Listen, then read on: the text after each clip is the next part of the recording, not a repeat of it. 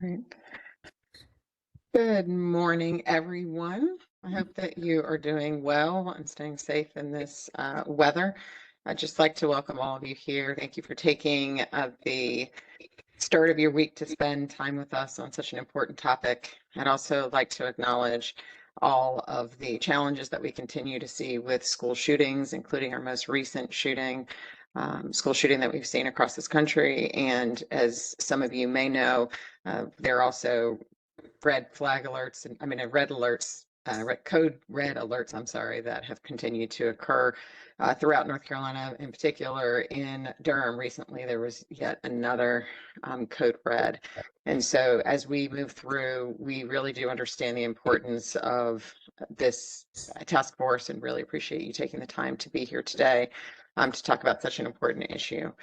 Specifically, today we want to go ahead and make sure that you guys are, of course, aware of the fact that currently we do not have a state budget. We are now over 90 days past the time that we need a budget. Many of you who are in our school systems and working with them know how important that is. And so we will continue at the legislature to work on trying to pass a budget. But as of right now, that has not occurred, and therefore we are having challenges regarding what we need to do to fund our schools. And the governor, of course, has urged the legislature to come back and do their work, especially with regards to school safety. We understand that there's a lot of money that needs to be resourced to our public schools, and unfortunately, we have not been able to pass a budget to address some of those needs. And so know that it's on the governor, it's top of mind for the governor, and he wants us to make sure that we, of course, are putting student well-being and safety first. And so thank you very much for being here. And I will now turn it over to my co-chair, Billy. Thank you, Senator Batch. Good to see everybody this morning, and thank you for joining. And I'll just reiterate the point that Senator Batch made about all the recent school shootings. This task force is extremely important in making sure that we make good recommendations both to the governor and the General Assembly about things that need to happen on school safety. So thank you for being a part of this. It's extremely important. I know it's weighed heavy on my heart seeing some of the recent shootings that we've seen across the country. So thank you for being here today. Just want to review what we did last time at our last meeting. We heard from the governor, of course. That was exciting, and he gave us a charge to move forward about what we want to do on this task force. And so we appreciate him stopping by and giving us that charge moving forward. We also heard from a parent, a teacher, a school resource officer, and a student that gave their perspectives. And we specifically heard from them about school safety, which was the first topic that we're going to talk about in one of our subcommittees. We also heard about student mental health and well-being, and also student physical health. And so that's those topics are going to be the topics that we're going to move forward with as subcommittees moving forward. And we broke into those small groups and discussed those and what we wanted to get out of those topics. So each of you kind of in those subcommittees gave us ideas about things that you want us to further look into. And so today we're going to dive deeper into those topics moving forward so that we can make recommendations to the governor on school safety, on school mental health and well-being, and student physical health. I will now turn it over to Heather. Good morning, everyone. I just want to let you know that I am home with a sick kindergartner, and you guys know the joy of writing lesson plans for all 200 and some sixth graders that I have this year. I also want to apologize for not being at the last meeting in person. I appreciate all the prayers and thoughts while being with my family. And I also want to just give a huge shout out to Western North Carolina as we have hit our 1 year mark for Hurricane Helene. And I just continue the importance of this work for student well-being. So as you can see, I'm fighting off my kindergartner. Okay.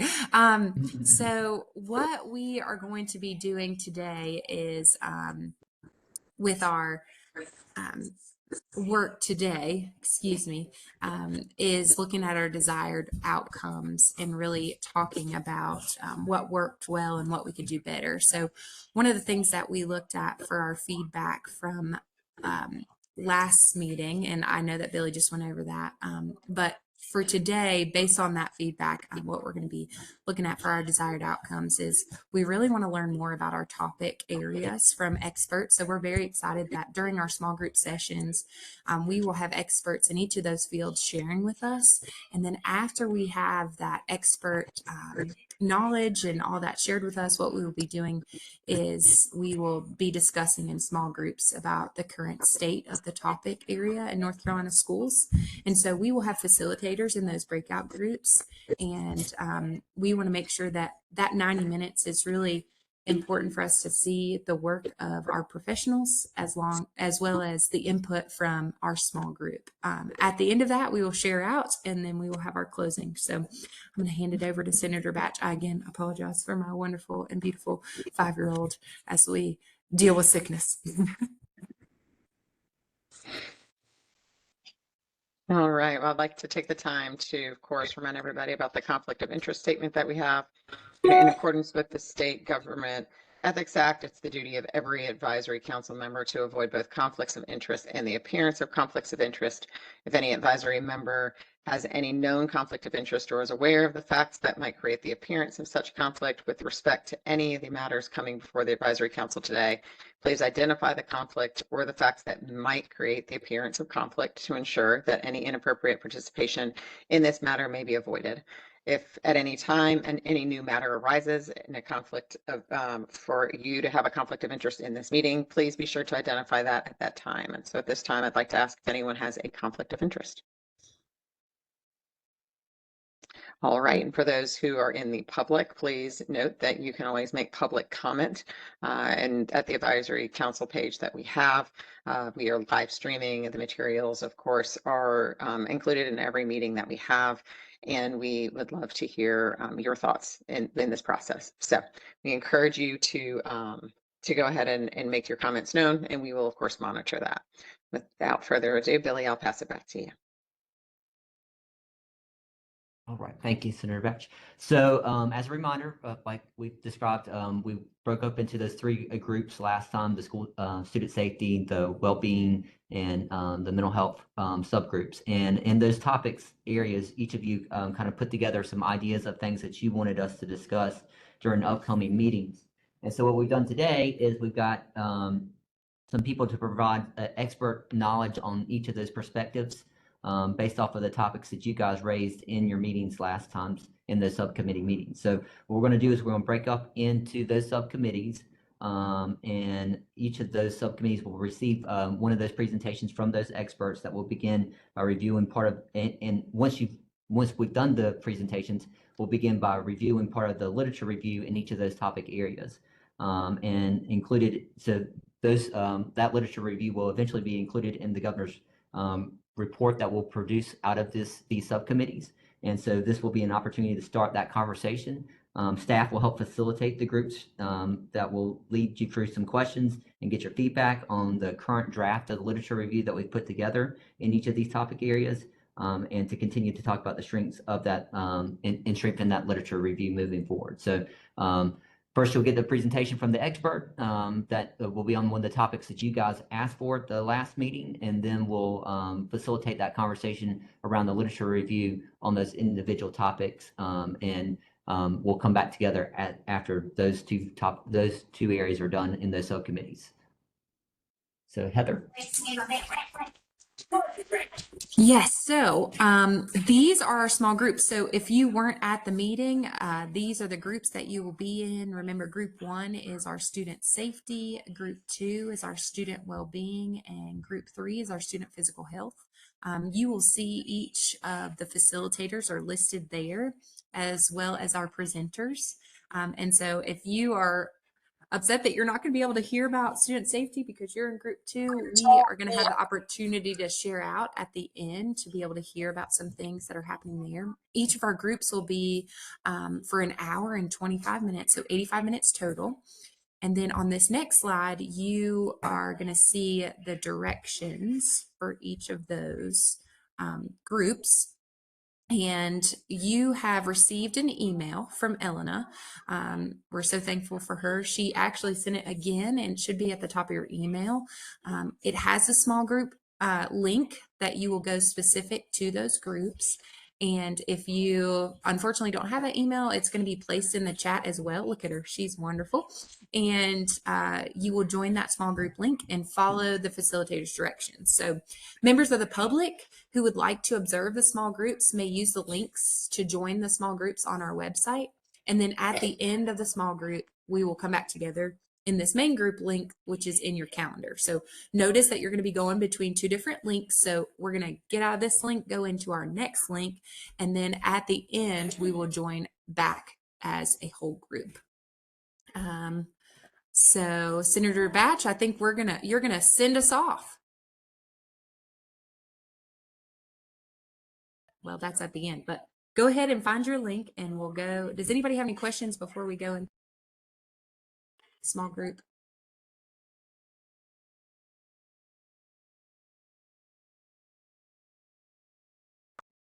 All right, so if you guys just go ahead and follow the links, we'll go to your respective small groups. Thank you.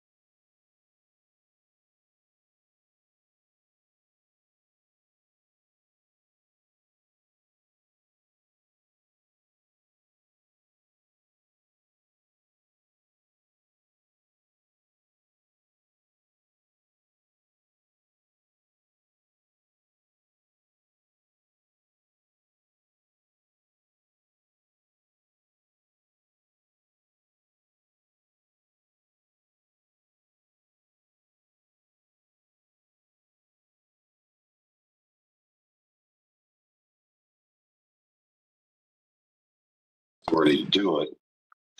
And Indiana is fascinating. Oh, I just got an echo. Um,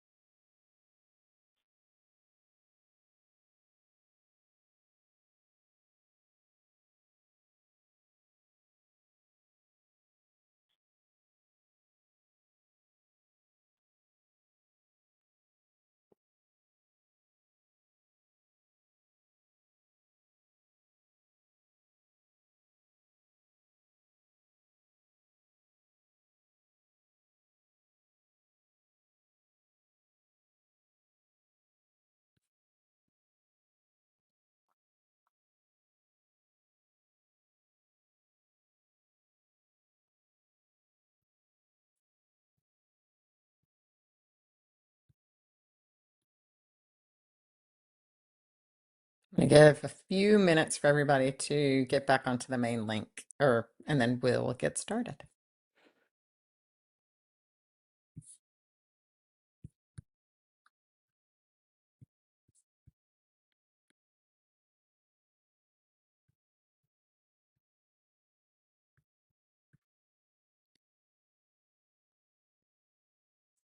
Jared, does it look like most people are back? It does. I'm standing in Brim. Oh, fantastic. Thank you, Leah.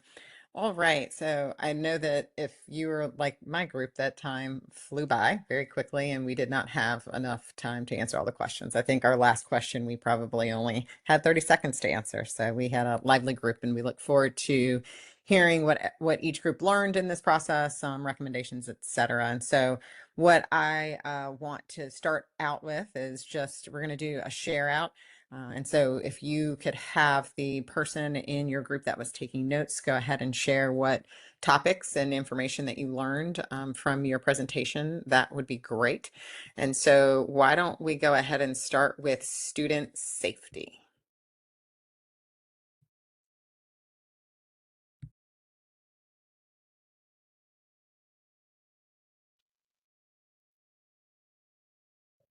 Hi. So we first had a presentation from the I Love You Guys.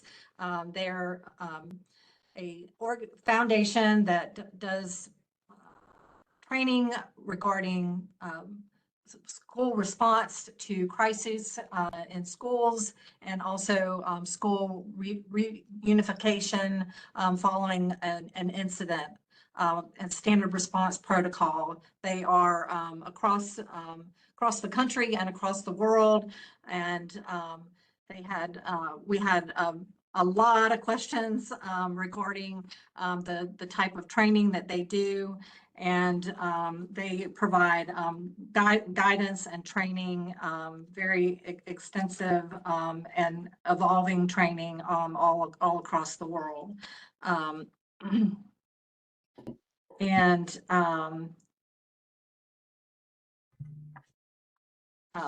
lots of questions regarding that, and recommendations for us to have safety directors or representatives and districts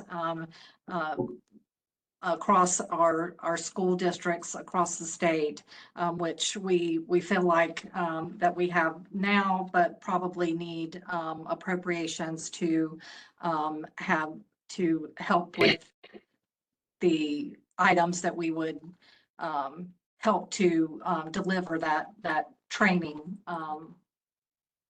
And then we moved on to the literature review, and the group felt that there was a variety of sources and good supporting data. Think that there was good information about crime data, although that we probably could provide a little bit more detail in some of the areas. There were some questions about whether or not we should include the information about corporal punishment, or is that something that we would want to keep in the report? And also whether or not we need to have additional information about the crime incident numbers. And we need to look at if we can include information regarding research on gun violence, and what is being done, and if there's evidence to show that gun violence and what is being effective towards turning the tide on reducing gun violence. And also could we look at digging more into the school justice partnerships and the impact on those, and navigating the discipline aspect of it, and being able to keep students in school, and balancing that with keeping them in school yet not disrupting the classroom.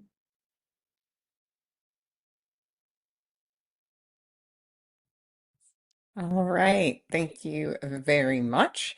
And my group is up next, Student Wellbeing. And so I think, Brandy, are you presenting for us? I would be happy to, ma'am. So we Thank had you. You had all the great notes, so I was hoping that you could just use those. no Thank you. worries at all. As always, my group had great dialogue and a very robust discussion. We had two great presenters that presented us a lot of good information from a statewide perspective as well as a local perspective. And so, in looking at some of the key takeaways from the presentation, a lot of our dialogue talked about resources and the resources that are needed within the school systems. We had some conversations about virtual counseling and why virtual counseling is good. It still is not as effective of the in-person and not meeting the kids where they are. And then not enough school-based mental health, making sure that we connect with other entities in the communities that might be offering resources as it relates to mental health and the needs of our students. And then we kind of shifted gears a little bit and talked about from a funding perspective to the role of trauma and what role does trauma play in the mental health of our students. We talked a little bit in detail about clarifying roles. What is the school social worker supposed to do? What is the SRO supposed to do? What is the psychologist supposed to do? And making sure that we have very defined, clear roles that are not bleeding into other key roles or key positions perspectives. We shifted from there and talked about a little bit about cultural awareness and responsiveness and working with organizations and learning from those organizations. We talked about caretakers of these kids and the children and families and getting them involved in support and engagement when it relates to the student mental health crisis or issue. And then just talk about the lack of positions. You know, some schools are just limited with the amount of positions, which means that there's a greater need. We talked a little bit about the inability of HIPAA issues and schools not being able to talk to, others in the community that could help with some of these resources that are needed by the kid. And then we spent a little bit of time talking about the importance of Medicaid expansion and why that is important to remain in effect and making sure that some of our kids that are low-income kids make sure they get the services that they need. The last question that we discussed was what additional learning or information that we would like. And we talked about looking at what other states could be doing, especially in the issue of policy. What have these states implemented that we could learn from, kind of like their successes and challenging, and then what that legislation actually looks like. And then we talked about making sure that we have training provided to these individuals that will be providing these services to our students. Dr. Bryant did a great job with giving us a statewide perspective, and she shared a map with us. And we noticed that there was the northern eastern part of the state that just lacked resources and didn't have the appropriate resources needed in that state, or that part of the state. So we talked about making sure that we have more of a distribution of services equally across the state. And then moving on really quickly to the literature review discussion. One of the things that this group talked about that they needed within the literature review is more tables and figures that could bring it together. They said that it's a lot of data that was presented, but just making sure that we bring it together in a more cohesive way and making sure that it tells the whole snapshot and whole picture of what it looks like in our state. And so I know I've been talking a lot and I don't want to, continue to go on, but those were some of the highlights from the literature review. Thank you, Brandy. I really appreciate it. And last but not least, group 3, which was student physical health. If you could please present what you guys learned and ideas.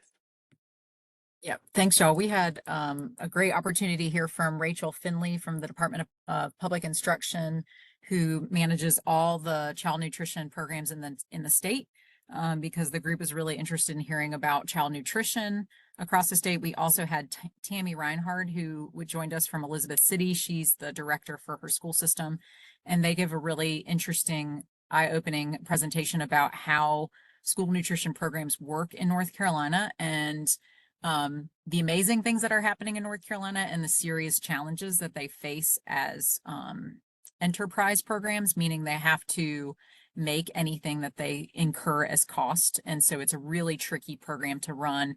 And because of that, there are serious implications about student nutrition given those policies. So we had a great presentation from them and then talked a lot about what are the policy implications there that we might recommend to the governor in terms of making child nutrition better for kids in North Carolina. And we spent a little bit of time on the literature review. We had such a robust conversation that it took us a while to get there. But once we did get there, we talked really about making sure that our portion of the literature review, when we get to the recommendations, we really want it to be a holistic look at wellness, physical wellness for students. We don't want it to be compartmentalized or splintered amongst different topics such as sleep and food, etc. We want it to be kind of this one holistic approach to our recommendations. So we spent our little bit of time talking about that in the literature review, but great discussion. All right. Well, thank you guys very much. What the common theme is that we never have enough time to actually discuss and answer all of the questions. But that just means that we are generating a lot of great ideas and thoughts. So thank you very much for all of you and the work that you're doing with your small groups. And again, for showing up and dedicating so much time to the well-being of our children across the state. And I will turn it over to Billy. Right, thanks, Senator Batch. If we can hit the next slide real quick. Yep, that's just a reminder to everybody that on November 17th, we'll be meeting back here at my office, the Juvenile Justice Office that we met at last time, and that's from 9:30 to 12:30. Please, that's going to be in person, so please show up for that. And in the meantime, if you've got ideas on the literature review, or I know that our group, just like Senator Batch's and Elena's group, we had lots of discussion and didn't nearly get through most of that. So if you've got more feedback that you want to provide, please feel free to provide that to us in the interim in between the meetings, so that we can kind of start incorporating that into the document moving forward. So thank y'all so much for joining today. And Heather, do you want to close us out? Yes, on behalf of myself and the co-chairs, we are just so thankful for all you guys always being so attentive. And I know in our group, we had talked about as you read that draft in all of your free time, if you would like to send any remarks or things to Elena, she will gladly take note of that, or you can send it to any of us. But we just appreciate you, and we can't wait until November to see you guys again. Thank you guys. See y'all. Thank y'all.